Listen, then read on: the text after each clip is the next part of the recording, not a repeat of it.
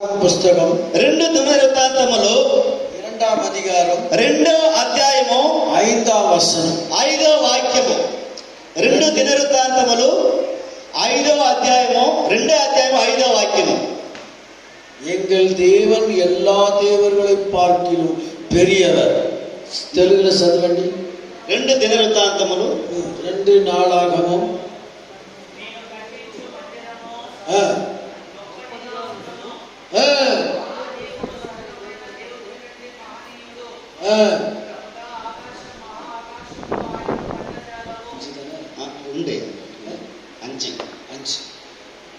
இதுல நாம் கட்டப்போகிற ஆலயம் பெரிதாயிருக்கும். నేను కట్టబోవు మందిరము గొప్పగా ఉన్నది. பெரிதாயிருக்கும், గొప్పగా ఉన్నది. இங்கே வேதாகம் முதல் வசனம் எங்கள் தேவன் எல்லா தேவர்களை பார்க்கிலும் பெரியவர். నా దేవుడు అన్ని దేవుళ్ళ కంటే గొప్పవాడు. சங்கீதம் 82:1 என்ன சொல்லுது பாருங்க. சங்கீதம் 82:1 కీర్తనలు 82:1 ఏం చెప్తుంది చూడండి. தேவ சபையிலே தேவன் எழுந்தருளி இருக்கிறார். దేవుని యొక్క మందిరములో தேவன் எழுந்தருளி இருக்கிறார். దేవుని 82:1 దేవుని సమాజంలో దేవుడు నిలిచి ఉన్నాడు. தேவர்களின் நடுவில் அவர் நியாயம் விசாரிக்கிறார். దేవుడు ఆయన మధ్యలో న్యాయమును విచారిస్తూ ఉన్నాడు. அப்போ தேவர்கள் யார் என்றால், దేవుడు ఎవరు అనగా இங்கே அமர்ந்திருக்கிற நீங்கெல்லாம் தேவர்கள். ఇక్కడ ఉన్నవారు అందరూ కూడా దేవుడుగా దేవుని தேவர்கள், దేవుని యొక్క దేవుడుగా ఉన్నారు. தேவர்கள், దేవుని యొక్క தேவனுடைய பேர தேவர்கள் என்ன தெலுங்குல என்ன சொல்லுவோம்? தேவர்கள், దేవుని యొక్క సమానంగా ఉన్నారు. Very good, very good. அப்புறம் அதிலே 6வது வசனத்தை வாசிங்க. దాంట్లోనే 6వ వాక్యం చదవండి. మీరు தேவர்கள் என்றும் வாசிங்க. మీరు దైవములనియు మీరందరూ సర్వోన్నతిని కుమారునియు. தேவர்களுக்கு சரியான டெஃபினிஷன் அங்க 6th வரைக்கும் கொஞ்சம் வாசிங்க தெலுங்குல ப்ளீஸ். మీరు దైవములనియు తెలుగులో చదవండి. మీరు దైవములనియు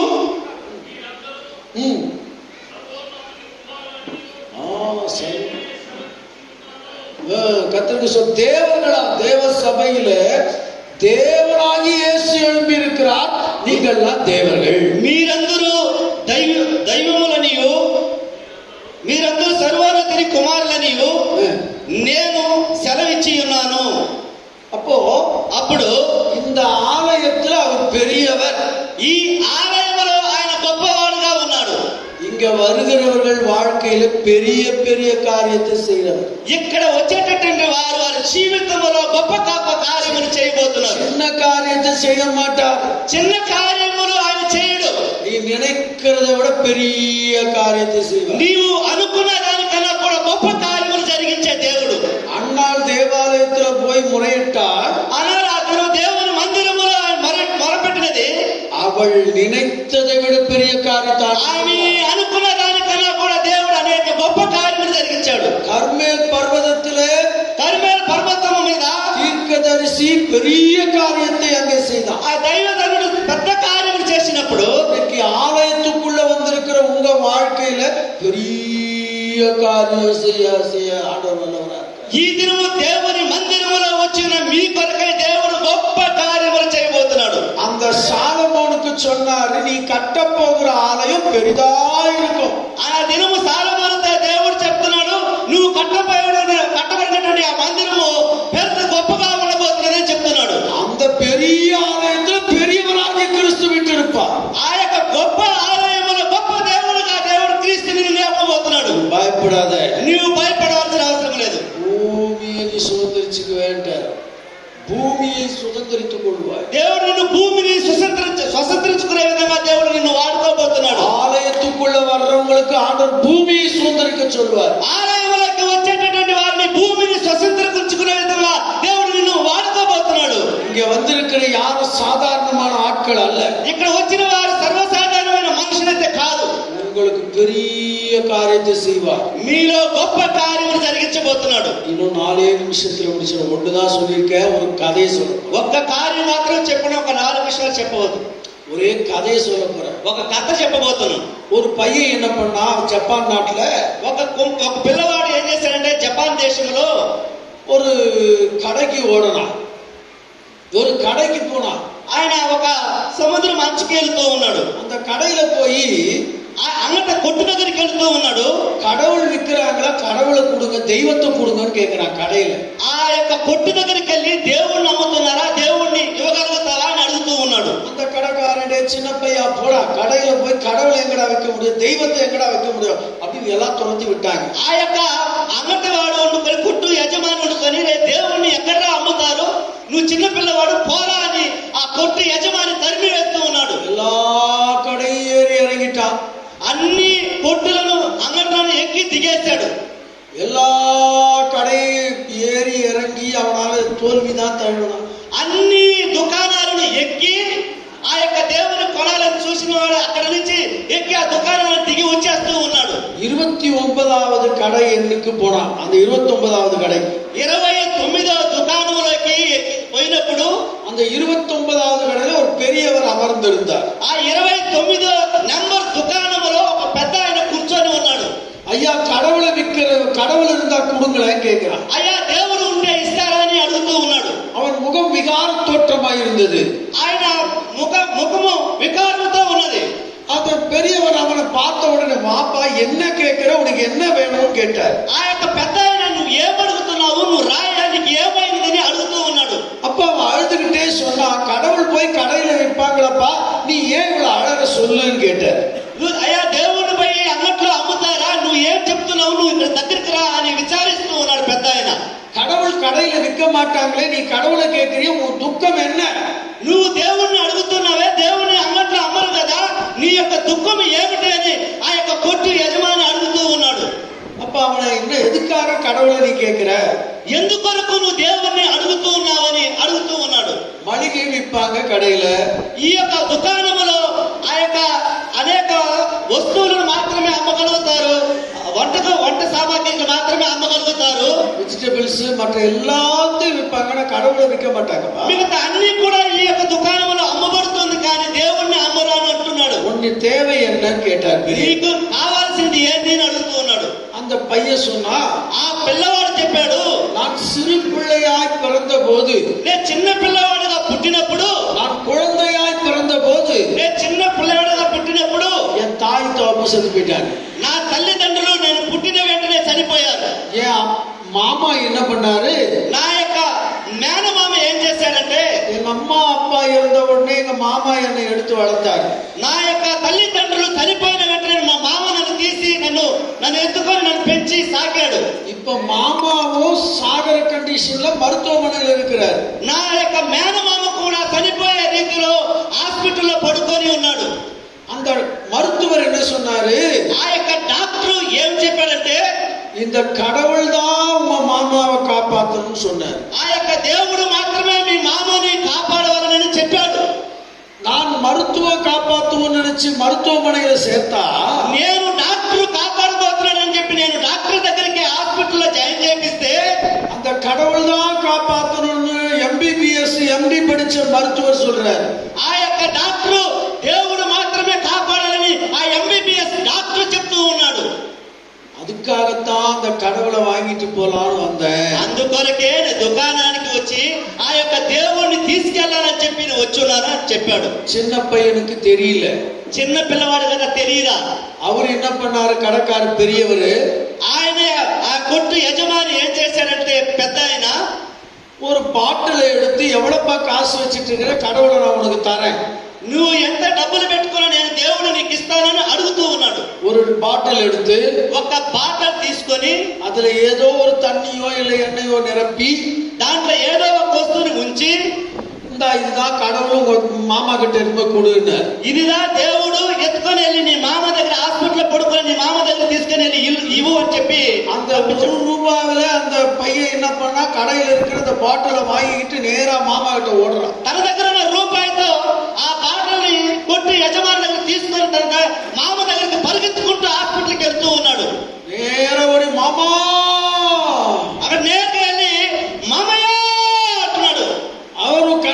పిలిచిటారు మామ. ఆయన ఈయన పిలిచాడు, ఈ పిల్లవాడు పిలిచిన పిలుపుకి ఆయన కళ్ళు తెరిచి చూస్తూ ఉన్నాడు. டாக்டர் கடவுளை தான் காப்பாத்தணும்னு சொன்னாரு, அந்த கடவுளை வாங்கிக்கிட்டு வந்துட்டேன். డాక్టర్ దేవుడే కాపాడాలని చెప్పాడు కదా, ఆ దేవుడిని నేను కొనుక్కొని కొట్లో నుంచి కొనుక్కొని వచ్చానని చెప్పాడు. இந்த கடவுளை பிடிச்சுக்க மாமா.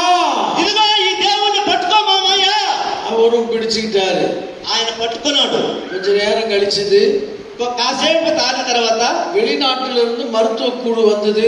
బయట దేశం నుంచి డాక్టర్స్ వచ్చారు. அந்த மருத்துவ குழு இந்த பையனுடைய மாமாவுக்கு ட்ரீட்மெண்ட் கொடுத்தாங்க. ఆ బయట దేశం నుంచి వచ్చినటువంటి వారు వారి మామకి ట్రీట్మెంట్ చూశారు. அவர் பிழைச்சிட்டாரு. ఆయన బ్రతికాడు. அந்த டிஸ்சார்ஜ் சம்மரி, அதாவது அவரை மருத்துவமனையிலிருந்து விடுவிக்கக்கூடிய ஒரு அமௌண்ட் போட்டாங்க. இவ்வளவு அமௌண்ட், இவ்வளவு செலவுலாம் போட்டாங்க. ఆ యొక్క హాస్పిటల్ కి ఖర్చైనటువంటి ఆ అమౌంట్ ని వారు రాసి అక్కడ బిల్స్ ఇస్తూ ఉన్నారు. அந்த அமௌண்ட் பார்த்தா அதிகமா இருந்தது. ఆ అమౌంట్ చూస్తే చాలా ఎక్కువగా ఉన్నది. அந்த அமௌண்ட்டை யாரோ ஒரு பெரியவர் கட்டிட்டாரு. ఆ అమౌంట్ ని ఎవరో ఒక పెద్ద ఆయన వచ్చి ఆ అమౌంట్ కట్టాడు. அவன் மருத்துவர் இடத்துல போய் எங்க மாமா செலவு, மருத்துவ செலவை யார் சார் கட்டினதுன்னு கேட்டான். మా మామ కొరకై హాస్పిటల్ కి ఈ ఖర్చు డబ్బుని ఎవరు ఇచ్చారయ్యా అని అడుగుతున్నాడు. யாரோ ஒரு பெரியவர்ப்பா, அந்த கடை 29ஆம் நம்பர் கடையில் இருக்கிறவர் வந்து இந்த மருத்துவ செலவை உங்க மாமாவுக்குரியது எல்லாத்தையும் கட்டிட்டாங்கன்னு சொன்னாங்க. ఆ ఎవరనయ్యా ఆ 29వ దుకాణంలో నుంచి ఒక పెద్ద ఆయన వచ్చి మీ మామకు కావాల్సినటువంటి ఈ యొక్క డబ్బులను చెల్లించాడని చెప్తున్నాడు. இவன் உடனே ஒரே ஓட்டமா அந்த கடைக்கு ஓடுறான். వెంటనే ఈ పిల్లవాడు పరిగెత్తుకుంటూ ఆ దుకాణం దగ్గరికి వెళ్తూ ఉన్నాడు. எந்த கடைக்கு போனா?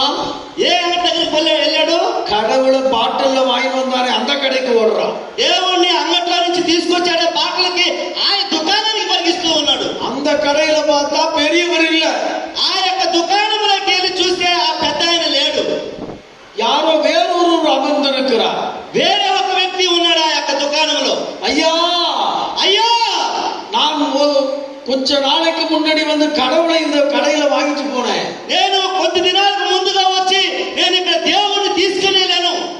இங்க ஒரு பெரியவர் இருந்து ஒரு கடவுளை என்கிட்ட கொடுத்தாரு. ఇక్కడ ఒక పెద్ద ఆయన ఉండి నాకు దేవుణ్ణి నాకు ఇచ్చాడు.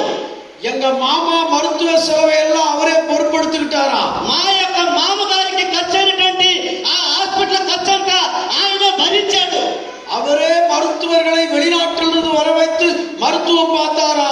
ఆయనే బయట దేశం నుంచి డాక్టర్ని రప్పించి మా మామగారికి ట్రీట్మెంట్ చూశాడంట.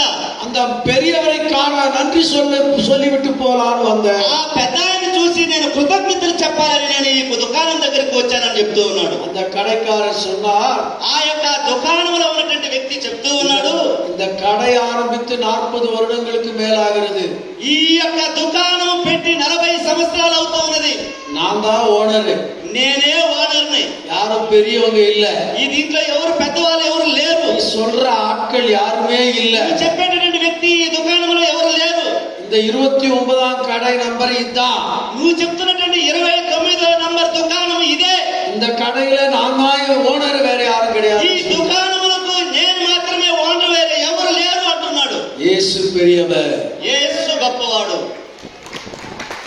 எந்த வழியிலும் உதவி செய்வார். నీకు ఏ రీతిలోనూ సహాయం చేస్తాడు. கைவிடப்பட்ட நிலைமையில உனக்கு கர்த்தர் உதவி செய்கிறவர். నీవు చేతులు ఇదిలించిన సందర్భాలలో నీకు ఏమీ లేని స్థితి దేవుడు నీకు సహాయం చేస్తాడు. 29ஆம் நம்பர் கடையை சுற்றி சுற்றி வரான் பையன். ఆ యొక్క 29వ నంబర్ దుకాణంలో తిరిగి తిరిగి వస్తూ ఉన్నాడు ఆ పిల్లవాడు. அந்த மருத்துவர் கடவுள் தான் காப்பாத்தணும்னு சொன்னாரு. ఆ యొక్క డాక్టర్ దేవుడు మాత్రమే కాపాడాలని చెప్పాడు. நான் கடவுளை கடையில வாங்கலாம்னு போனேன். నేను దేవుణ్ణి ఈ దుకాణంలో నుంచి తీసుకెళ్లాను. ஆனால் அந்த கடையில ஒரு பெரியவரையே காணலையே. అయితే ఈ దుకాణంలో ఉన్న వ్యక్తి ఆ పెద్ద ఆయన కనబడటం లేదే. இன்றைக்கு கடவுளை, கர்த்தரை, பெரிய இயேசு என்கிற தெய்வத்தை தேட வந்திருக்கிறவங்க எல்லாருக்கும் ஆண்டவர் நிச்சயம் பெரியவரா வெளிப்படுவார். ఈ దినము ప్రభు అయినటువంటి యేసు క్రీస్తుని అంగీకరించి వెతకాలని వచ్చినటువంటి ప్రతి ఒక్కరు కూడా ఆయన నిజ స్వరూపముతో మీరు చూడగలరని నేను చెప్తూ ఉన్నాను. சுருக்கமா சொன்னா, தேவனை தேட வந்திருக்கிற உங்களுக்கு அவர் பெரியவரா இருந்து அந்த சின்ன பையன் லைஃப்ல எப்படி வெளிப்பட்டாரோ அது போல உங்களுக்கு வெளிப்படுவார். నిజంగా ఆ యొక్క విషయమును చిన్నగా చెప్పాలనుకుంటే, ఆ చిన్న పిల్లవాడి విషయములో దేవుడు ఏ విధంగా సహాయం చేశాడో అదే రీతిలో నీకును సహాయం చేయుటకు దేవుడు సమీపంగా ఉన్నాడు. రెండే కార్యం, ஆலயத்துக்கு வருகிறவர்களுக்கு ஆண்டவர் பெரிய காரியத்தை செய்வார். ஒண்ணு, దేవుని మందిరమునకు వచ్చేటటువంటి వారికి దేవుడు గొప్ప కార్యం చేస్తాడు. రెండే కార్యము. 2 4 పుస్తకం 2వ అధ్యాయం 9వ వచనం. 2 దినవృత్తాంతములు 9వ వచనం. 2వ అధ్యాయము 9వ వాక్యము. நான் கட்டப்போகிற ஆலயம் பெரியதும், నేను కట్టబో మందిరము பெரியதும், అది పెద్దదిగాను గొప్పగాను ஆச்சரியப்படத்தக்கதுமாயிருக்கும். అది ఆశ్చర్యకార్యముగా ఉండును. ஆண்டவர் உங்களுக்கு செய்யற அற்புதம் ஆச்சரியமா இருக்கும். దేవుడు నీకు చేస్తున్నటువంటి కార్యములు ఆశ్చర్య కార్యములుగా ఉన్నవి. என்கிட்ட ஒரு பாப்பா வந்துச்சு ஜெபிச்சுக்க. నేను ఒక పాప ప్రార్థన చేస్తున్నా. ஒரு ஏழை பொண்ணு, ఒక బీద అయినటువంటి పాప, దీన స్థితిలో ఉన్నటువంటి పాప, ஏழை மகளவ, ఆ దీన స్థితిలో ఉన్నటువంటి పాప. அந்த பொண்ணுக்கு நான் சொன்ன தரிசனம் என்னன்னா, ఆ యొక్క దీన స్థితిలో ఉన్న పాపకి చెప్పినటువంటి దర్శనం ఏమిటంటే, நீ ஒரு ஐஏஎஸ் ஆபீசரா ஆக போறேன்னு சொன்ன. నీవు ఒక ఐఏఎస్ కలెక్టర్ అవబోతున్నావని చెప్పాడు. மாவட்ட ஆட்சியர் ஆக போறேன்னு சொன்ன. నీవు డిస్ట్రిక్ట్ కలెక్టర్ అవబోతున్నావని చెప్పాడు. அந்த பொண்ணு விசுவாசிக்கல. ఆ అమ్మాయి నమ్మలేదు.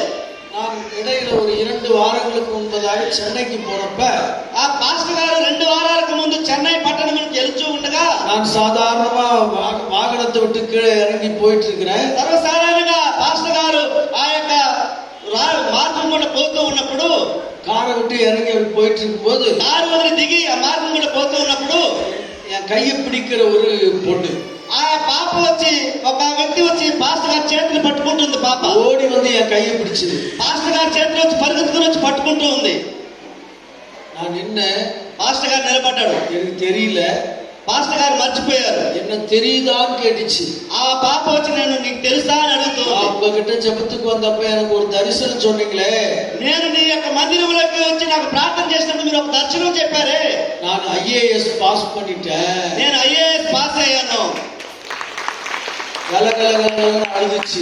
ఆమె ఓన్ పాస్టర్ గారిని చూసి ఏడుస్తూ ఉన్నది. அவங்க అమ్மா கூட ஓடி வந்து என்னை பிடிச்சுக்கிட்டாங்க. వాళ్ళ తల్లిదండ్రులు పాస్టర్ గారిని చూసి అట్టే పట్టుకున్నారు. ஆச்சரியமான காரியத்தை ஆண்டவர் செய்வார். ఆశ్చర్యమైన కార్యములు దేవుడు గొప్ప కార్యములు చేయగలిగిన వాడు.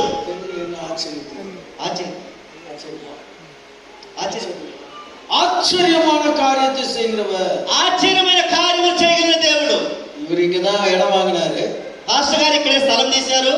இடது பக்கத்திலயும், ఆ కుడి పక్కను, வலது பக்கத்திலயும், ఎడమ పక్కను, முன்னாலேயும், ముందును, பின்னாலேயும் వెనకను ஆச்சரியமான காரியத்தை செய்கிறவர். దేవుడు ఆశ్చర్యమైన కార్యములు చేయవాడు. வாசிங்க ஏசாயா தீர்க்கதரிசன புத்தகம் 43వ அதிகாரம். యేసయ్య 43వ అధ్యాయము. ஏசாயா 43లో 1, 2, 3. 54. 54లో 54 1, 2, 3వ వచనం. 3వ వాక్యం చదవండి. తెలుగులో చదవండి. కుడివైపునకు ఎడవైపునకు నీవు వ్యాప్తి చెందదవు. నీ సంతానము న్యాయమును దేశమును நீ வலது புறத்திலும் இடது புறத்திலும் இடம் கொண்டு பெருகுவா. నీవు కుడివైపునకు ఎడమవైపునకు నీవు వ్యాపించదవు. நாகராஜ் பாஸ்டர் மட்டும் பெருக மாட்டாரு. నాగరాజు పాస్టర్ గారు మాత్రమే ఆయన వ్యాప్తి చెందడు. இங்க வர்ற எல்லாரும் பெருகுவீங்க. ఇక్కడ వచ్చేటప్పుడు ప్రతి ఒక్కరూ వ్యాప్తి చెందుతారు. ஹல்லேலூயா, హల్లెలూయా. நான் முதல் சர்ச்சை ஆரம்பிக்கும் போது 2 பேர் உட்கார்ல. పాస్టర్ గారు మొట్టమొదటిగా చర్చి ప్రారంభించినప్పుడు 2 కూర్చొని ఉన్నారు. 2 சின்ன பசங்க, 2 చిన్న పిల్లలు వచ్చి కూర్చొని ఉన్నారు. పాస్టర్ గారికి 2 చెవులు వినబడదు. Just 5 minutes. 2 కాదు, ఈ 2 చెవులు వినబడవు పాస్టర్ గారికి. ఎంబీబీఎస్ ఈఎన్టీ சொல்லிட்டாங்க, ஒன்னு ஆபரேட் பண்ண முடியும். డాక్టర్స్ చెప్పారు 2 చెవులు పనిచేయమని చెప్పేసి. என் பேரு செவிடன். పాస్టర్ గారి పేరు చెవిటివాడు. நல்லா கவனிங்க, ఇది గమనించండి. ஒரு நாள் ஆண்டவர் வந்தாரு. ఒక దినం దేవుడు వచ్చాడు. பேர் சொல்லி என்ன அழைச்சார். పేరు చెప్పి పిలిచాడు. అన్నియోడ ఆ చెవిటి తన్ను పోச்சு. ఆ దినముతో ఆ చెవుడు పోయినది. என்னை அழைச்சிட்டு ஊழியத்துக்கு விட்டாரு. దేవుడు సేవకుని పిలిచాడు. என்னை அழைச்ச உடனே அந்த ஊழியத்துக்கு போலான்னா, దేవుడు సేవకు పిలిచిన వెంటనే ఆ సేవకు పోవాలనుకుంటే, ஒரு வீட்டுல போய் ஆராதனை செய்துட்டு இருக்கிறோம். ఒక ఇంట్లో పోయి ఆరాధించేటప్పుడు ரெண்டே ரெண்டு பசங்க, இந்த பசங்களோட சின்ன சின்ன பசங்க, ఈ పిల్లల కన్నా ఇద్దరు చిన్న పిల్లలు, அதுங்க கூட ஒர்க்கா போயிடும். వాళ్ళు కూడా వెళ్ళిపోతూ ఉన్నారు. அழுது அழுது அழுது சோமனை ఏడ్చి ప్రార్థించాను. ஏன் என்ன அழைச்சிங்க ஏசப்பான்னு கேட்டேன். ఎందుకయ్యా నన్ను పిలిచావు సేవకుని అడిగాను. நான் உன்னை தீர்க்கதரிசி ஆயிச்சேன்னீங்க, నేను నిన్ను దర్శనం చూసేటట్టు వ్యక్తిగా నేను మార్చబోతున్నాను. என்ன இந்த ரெண்டு பசங்களை தான் நானும் 2 வருஷமா பாத்துக்கிறேன். ఈ ఇద్దరు బిడ్డలు మాత్రమే 2 సంవత్సరాలుగా చూస్తూ ఉన్నాను. அல்லேலூயா హల్లెలూయా. இன்னைக்கு உட்கார இடம் இல்லாது அப்படியே ஒரு வாரம் 600 700 800 1000 பேருக்கு மேல உட்கார்றாங்க. అక్కడ కూర్చోడానికి స్థలం చాలకుండా అనేక మంది, వందల మంది ఈ దినము మందిరంలో కూర్చోవచ్చు. ஆச்சரியமான காரியத்தை செய்கிறார். ఆశ్చర్యమైన కార్యములు చేయగలిగిన దేవుడు. ஒரு நாள் கலெக்டர் வந்து, ఒక దినము కలెక్టర్ వచ్చి அங்க கேட்டிருக்காரு, திருவள்ளூர் டிஸ்ட்ரிக்ட் లో వచ్చి అడిగి ఉన్నాడు. அவர் புதுசா கலெக்டரா வந்தவர், ఆయన కొత్తగా వచ్చినటువంటి కలెక్టర్. அவர் உடனே இங்க எந்த சர்ச்சு நல்லா இருக்கும் கேட்கறதுக்கு கேட்டிருக்காரு. ఇక్కడ ఏ మందిరము బాగుందని అడుగుతూ ఉన్నాడు. இங்க இந்த பேரை சொல்லி அங்க ஒரு சர்ச் இருக்கு, அதை நல்லா நடத்துவாங்க போங்கன்ட்டார். అక్కడ ఒక మందిరం ఉంది అని చెప్పి పాస్టర్ గారు చర్చిని చూపించి పొమ్మని చెప్తున్నారు కలెక్టర్ గారికి. தூரத்துல காரை விட்டுட்டு దూరంగా కారును ఉంచి சாதாரணமா வந்து ஆலயத்துல உட்காந்துட்டார். సర్వసాధారణంగా వచ్చి మందిరంలో కూర్చుంటున్నాడు కలెక్టర్. நானும் அவர் கலெக்டர்னே நினைக்கல. పాస్టర్ గారు కూడా ఆయన కలెక్టర్ అని అనుకోలేదు. ஆராதனை முடிஞ்சது, ఆరాధన ముగించింది, అయిపోయినది. வரிசையில நிக்கிறாரு ஜெபத்துக்கு. ఆ యొక్క లైన్ లో నిలబడుతున్నాడు కలెక్టర్ ప్రార్థన కొరకు. ஒரு 100 200 பேருக்கு பின்னால நின்றுட்டு இருக்கிறார். ఒక 200 మందికి వెనకాల నిలబడుతున్నాడు కలెక్టర్. ஒரு போன் வந்துச்சு. అప్పుడు పాస్టర్ గారికి ఒక ఫోన్ వచ్చింది. ஐயா உங்க சபைக்கு கலெக்டர் வந்திருக்காரு தெரியாதா? అయ్యా నీ మందిరంకి కలెక్టర్ వచ్చాడు మీకు తెలియదా అంటున్నారు. இயேசு கிறிஸ்துவே வந்திருக்கிறார், ஆனா கலெக்டர் தெரியல. యేసు క్రీస్తే వచ్చినాడు కాబట్టి కలెక్టర్ కనబడలా. இயேசு கிறிஸ்துவே சர்ச்சுக்கு வந்துட்டு இருக்கப்போ நான் கலெக்டர் எனக்கு యేసు క్రీస్తే వచ్చినందు వలన మందిరంలోకి కలెక్టర్ పెద్దగా కనబడలా. உடனே அவர் வந்து நான் அப்பட போயிட்டு கீழே இறங்கி போய் அவர் கையை போய் பிடிச்சி, ஐயா நீங்க மேல வாங்க, கை பிடிச்சி. పాస్టర్ గారు ఆ యొక్క బలిపీఠం నుంచి కిందకి దిగి వెళ్ళి, అయ్యా మీరు రండి అని చెప్పి పాస్టర్ గారు పిలుస్తూ ఉన్నాడు. வரவே மாட்டேன்ட்டார். ఆయన రానని చెప్పేశాడు. கடைசியா அவர் டைம் வந்தவனதான் எனக்கு ஜோமனினார். ఆయన టైం వచ్చినప్పుడు మాత్రమే ఆయన వచ్చి ప్రార్థన చేసుకున్నాడు. தரிசனம் சொன்னதை அப்படியே கேட்டு கண் கலங்கிட்டு, நான் தரிசனம் சொன்னதை கேட்டு அவர் கண் கலங்கி நின்று, పాస్టర్ గారు దర్శనముతో చెప్పినటువంటి ఆ మాటలు విని ఆయన కంటిలో నుంచి నీళ్లు కారుతూ ఉన్నాయి. அவர் விசிட்டிங் கார்டை எடுத்து கொடுத்து, ఆయన విజిటింగ్ కార్డు ఎత్తిచ్చి పాస్టర్ దగ్గర, உங்களுக்கு என்ன தேவையோ இந்த நம்பருக்கு கால் பண்ணுங்க, எங்க வீட்டுக்கு வாங்கன்னு சொல்லிட்டு போனார். నీకు ఏం కావాలో నాకు ఫోన్ చేయండి, నా ఇంటికి రండి అని చెప్పి ఆ విజిటింగ్ కార్డు ఇచ్చిపోతున్నాడు. நான் இதுவரையில அவங்க வீட்டுக்கே போல. ఇంతవరకు పాస్టర్ గారు వారి ఇంటికి పోయింది లేదు. 6 மாசம் கழிச்சு எனக்கு போன் அடிச்சார். మళ్ళీ 6 నెలల తర్వాత ఆయన ఫోన్ చేశాడు. உங்களுக்கு ஒரு தேவையும் இல்லையான்னு கேட்டார். మీకు ఏ అవసరం లేదా అని ఫోన్ చేస్తున్నాడు. எல்லாம் என் தேவையை அவர் என்ன பண்றாரு, అన్ని నాకు కావాల్సిన ప్రతి అవసరం ఆయన చూసుకుంటూ ఉన్నాడు. நான் ஏன் கவலைப்படணும், నేను ఎందుకు దిగులు పడగలను? ஆச்சரியமானவர், ఆశ్చర్యమైన కార్యములు. ఒకటి என்ன சொன்ன, God is great, பெரியவர், గొప్పవాడు చెప్పండి, అందరు చెప్పండి. ఫస్ట్ ఏం చెప్తాను నేను, గొప్పవాడు. 2 ఆశ్చర్యకలుగుడా, చెప్పుమా, తెలుగు తెలియదు. ఆశ్చర్యంగా நீங்க நினைக்கிறத விட பெரிய காரியத்தை செய்யணும். నువ్వు అనుకున్న దానికన్నా కూడా గొప్ప కార్యం చేయవాడు. கடைசியா டைம் ஆயிடுச்சு. చివరిగా ఒక వాక్యం చెప్తున్నాను. 2 నాలుగు 3 అధికారం 1వ వచనం. 2 దినవృత్తాంతములు 3వ అధ్యాయము 3వ అధికారం 1వ వచనం. 3వ అధ్యాయము 1వ వాక్యము.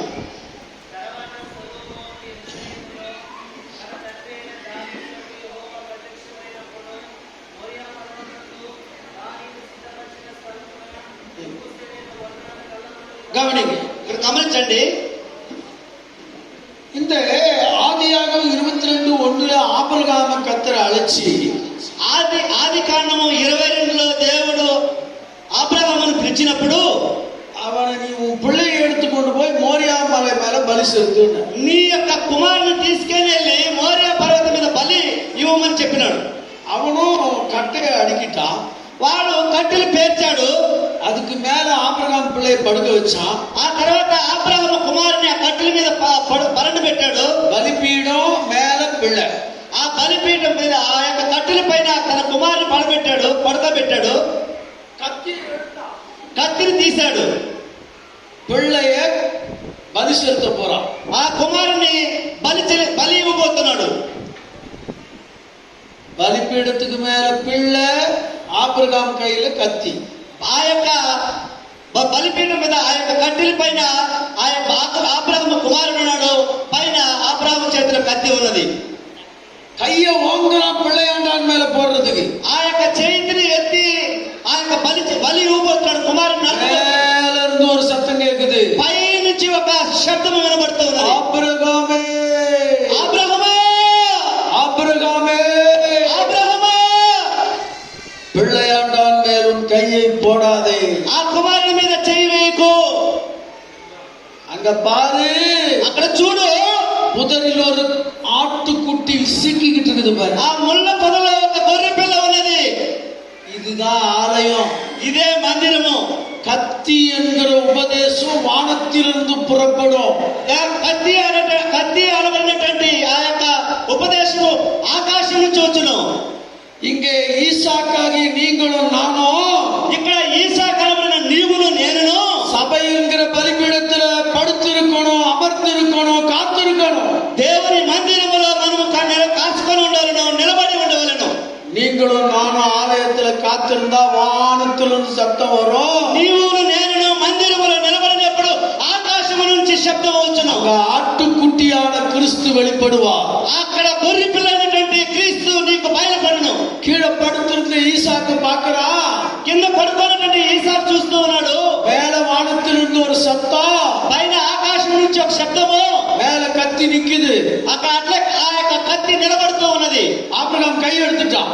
అబ్రహాము చెయ్యి వదిలేశాడు. ஆண்டவர் சத்தம் எடுத்தா நானா நீங்கள் யாருமே ஒண்ணு பண்ண முடியாது.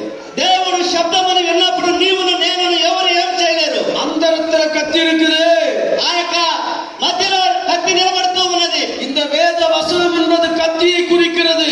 ఈ యొక్క బైబిల్ యొక్క గ్రంథం చెప్పబడినది అది కత్తితో సమానంగా ఉన్నది. வானத்திலிருந்து ஒரு பிரசன்னம் இறங்கி அந்த வார்த்தையை ஈசாக்கை நிரப்போ.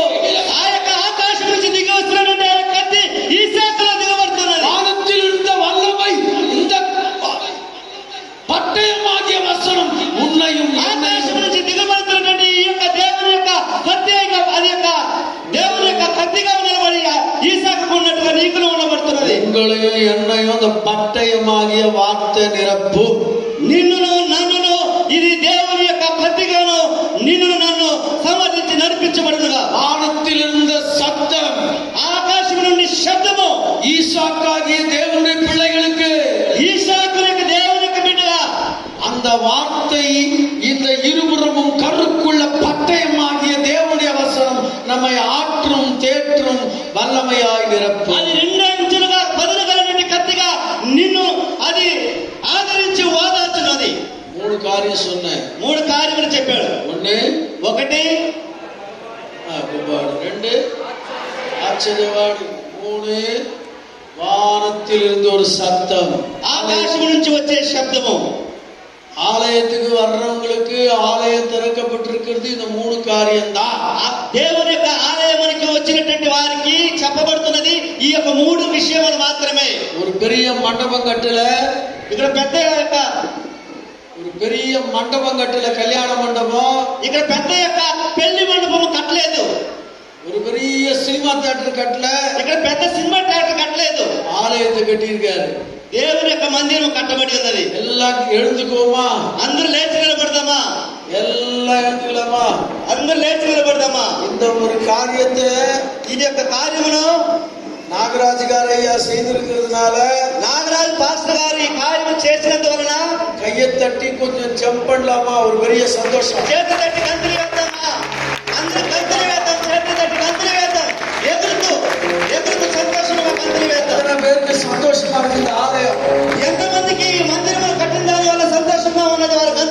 தட்டி குதிக்க சொன்னேன். వారందరూ గంతులు వేస్తూ సంతోషంగా చేతులు తట్టొచ్చు. பள்ளிக்கூடத்துல தான் குதிக்க சொல்லுவாங்க. దేవుని మందిరం பெரியவங்க தான் குதிக்கிறாங்க. పెద్దవారంతా గంతులు వేస్తూ ఉన్నారు, చిన్నపిల్లలు ఎవరు గంతులు వేయడం లేదు. ஐயோ போட்டு ஜல்லுன்னு போதான் தெரியல. స్లోగా ఉన్నారు చిన్నపిల్లలు.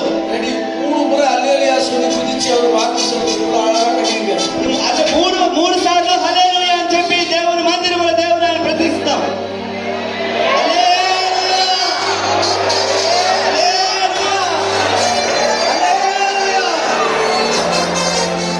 డాక్టర్ గారు వచ్చాడు నల్లదనయ్య. చెప్పన్నా గంతులు వేస్తే ఆనందంగా ఉంటుంది. కుదిచా నల్లదా కెట్టదా? అయ్యా గంతులు వేస్తే మంచిదా చెడుదా? చాలా సులువు. డాక్టర్ சொல்லிட்டாரு. నల్లదే డాక్టర్ చెప్పేశారు. డాక్టర్ గారే చెప్పేశారు. அப்ப 3 காரியம் சொன்னேன். 1 3 కార్యాలు చెప్పారు. 1 2 ஆச்சரியம், 3 ஆகாயத்திலிருந்து பேசுவார்.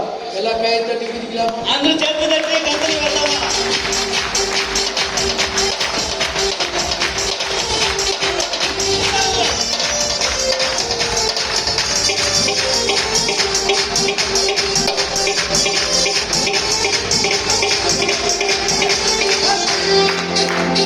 சாப்பாடு భోజనము ஆட்டுக்கறி செஞ்சு வச்சுக்கிறாங்க. మటన్ చేసి పెట్టి ఉన్నది. మటన్ భోజనం చేసి పెట్టి ఉన్నది. எல்லாம் ఆహారం கவனிங்க, எல்லாரும் பிடிச்சு போட்டோ பிடிச்சு வச்சிருக்காங்க. అందరికి భోజనం చేసి ఉన్నారు. ఇక్కడ போட்டோ பிடிச்சு வச்சிருக்காங்க. ఫోటో పట్టి పెట్టినారు. யார் யாரு ஜம்ப் பண்ணிக்கிறோ அவங்களுக்கு மட்டும்தான் மட்டனு. ఎవరెవరు గంతులు వేసారో వాళ్ళకి మాత్రమే భోజనము.